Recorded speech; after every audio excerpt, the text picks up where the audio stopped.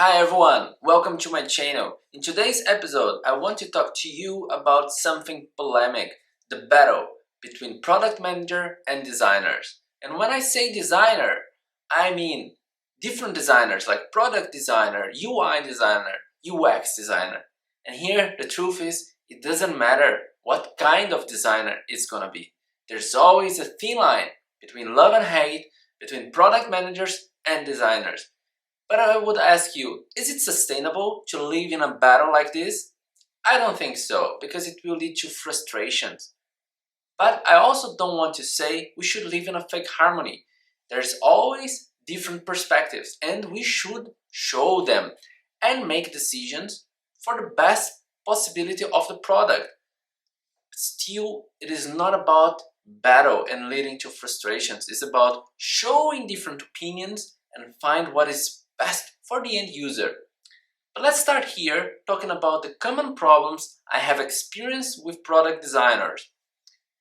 Mainly, I was a product manager, and in this case, I caused many problems, and we had, let's say, some intense battles, like Vikings. So the first part is letting the designer away. It's something like this. When I started working with designers, I was a business analyst beforehand. So I used to make agreements with business and understand what was important, what we wanted to achieve, and so on and so on. For example, in one of the places I worked with, we wanted to create a route optimization system. And what did I do? I went and I understood with business what was important, what we wanted to achieve.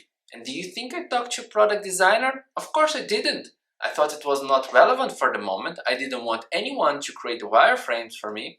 I thought we would talk later. But when I presented a challenge for the product designer, he looked at me and said, "It's always like this. You make agreements with the business and then you think, I'm not important. You want me just to create the design for your wishes. And I never know which is the problem we are solving. And I never know if this solution is the best. Still, you force me to implement on your wishes." I thought he would kill me. I could see the devil on his face. It was really scary, but he was right. I didn't involve him. Truth is, I never did. And after that, I started reflecting. How should it be? Should we as product managers think the solution up front? Of course not. We should not only involve designers, but also someone from the engineering team. A developer should be part of that, because we should get different perspectives on the problem we want to solve instead of defining a solution and asking the designer to prepare the wireframes. It is not sustainable to go like that. And when I mention wireframe, it connects me to the second problem, the Wireframe Master. Still, this is something I've done that many times. I thought to have a conversation with stakeholders, I needed to create some wireframes, and then we would explore some solutions. Still, that was a thing. Product designer was not in the conversation, and I, as a product manager, was creating the wireframes, and I created multiple wireframes. The solution was already defined on the head of the stakeholders. And the question is, who should create the wireframes? Designers look at me. First, you should not create wireframes because you suck at that. Your wireframes are really bullshit. You should ask us to help you to work from the very beginning. Don't let us out and let us do our job. You should not do that. And I thought, I was always overloading myself, creating wireframes and working on these. I only caused problems and frustrations because designers didn't create the wireframes, they didn't know the problem we were solving, and then I presented the solution, as I mentioned before, and I had fights with them. So this is something you should avoid doing. If you like doing wireframes, well, it's fine, but do that together with the designer. It will lead you to a more meaningful result. But now I would like to connect to the third point, which is the unvalidated assumptions. And that happens from both sides. Sometimes product managers still want to push for the solution and we don't have the assumptions validated.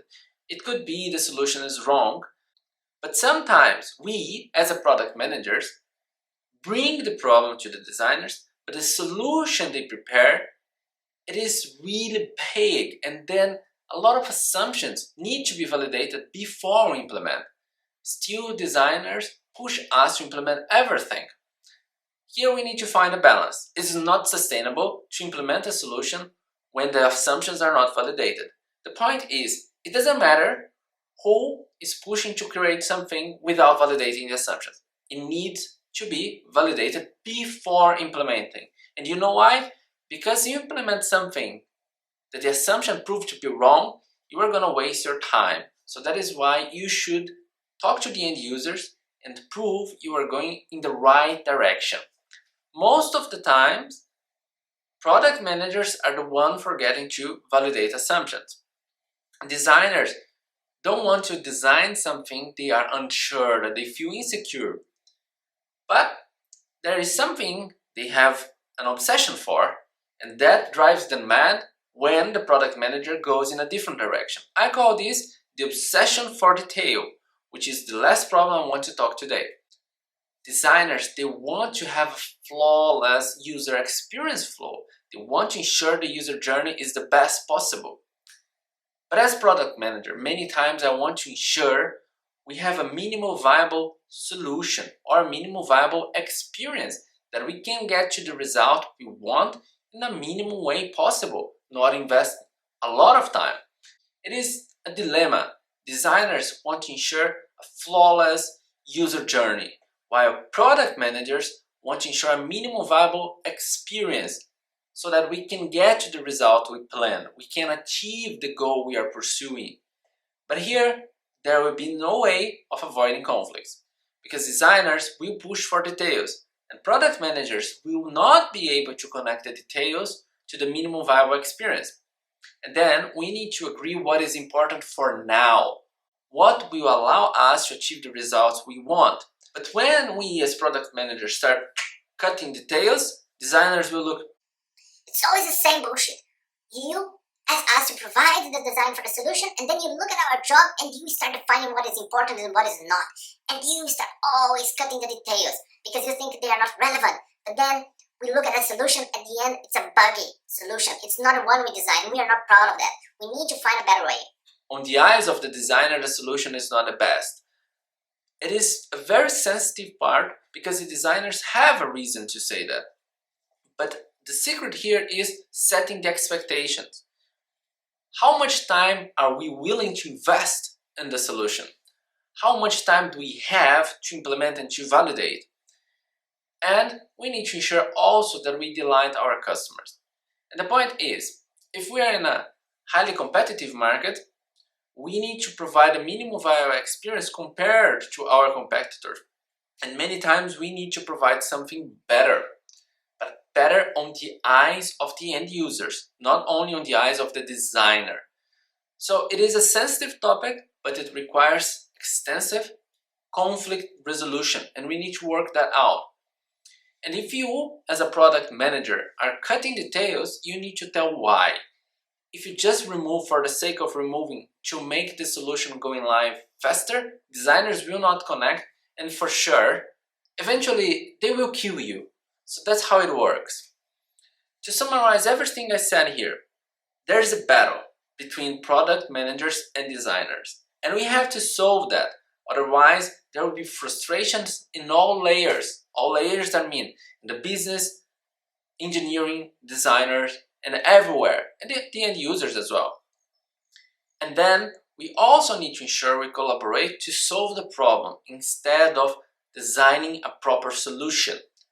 And we have to define clear agreements on how long we are going to invest and what we want to achieve, and find a precise solution for that, not more. And designers need to accept also a time limitation. Designers struggle to accept that. It's not about this, it's a business. So we need to ensure we do what has to be done and then prove if it is worth investing more. I'd be curious if you have faced some battles with designers and product managers. What is your experience with that? Write a comment and then we can exchange on this. And if you like this video, don't forget to hit the like button. If you want more content like this, subscribe for more. Thanks for watching.